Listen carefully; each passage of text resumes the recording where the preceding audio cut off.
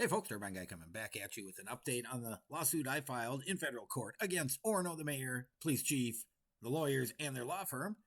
I decided to do a little research on the lawyer representing the lawyers. And there's a little blurb at the bottom of his bio that said, hey, he volunteers for the Pro Se Project.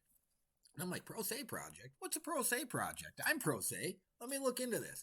So I did, and it turns out that the Minnesota District of Federal Court has this Pro Se project available to Pro Se lawyers. It's basically volunteer lawyers that kind of help in the background to make sure you know what you're doing. So I'm like, okay, I send off a little email quick to the Pro Se projects. Hey, I'm Pro Se lawyer in federal court. What about me? And they say, well, you have to get a referral from the judge. I'm like, okay, that's fine. So I typed off a little letter to the magistrate judge in my case and outline the fact that, hey, I'm pro se and I could use a referral. There might be a motion coming up here in the near future. And by the way, I noticed that the Pro Se Project helps a lot of disabled or indigenous type peoples. And, I got a 30% disability from the VA. Well, heck, within a couple of days, boom, the hammer falls. Right here is a letter referring the Turbine Guy to the Pro Se Project.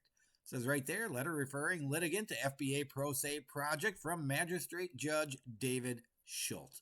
So it looks like the Turbine Guy might just be getting his own lawyer to help him in the background. Now, mind you, I don't want anyone arguing for me. I want to be able to say what I got to say in court. But it sure would be helpful to have someone like this, a volunteer, helping me. And you know what? If you're in federal court in Minnesota and you're thinking of doing something pro se yourself, you might want to think about taking advantage of this to help yourself. I sent off this referral to the Pro Se Project yesterday.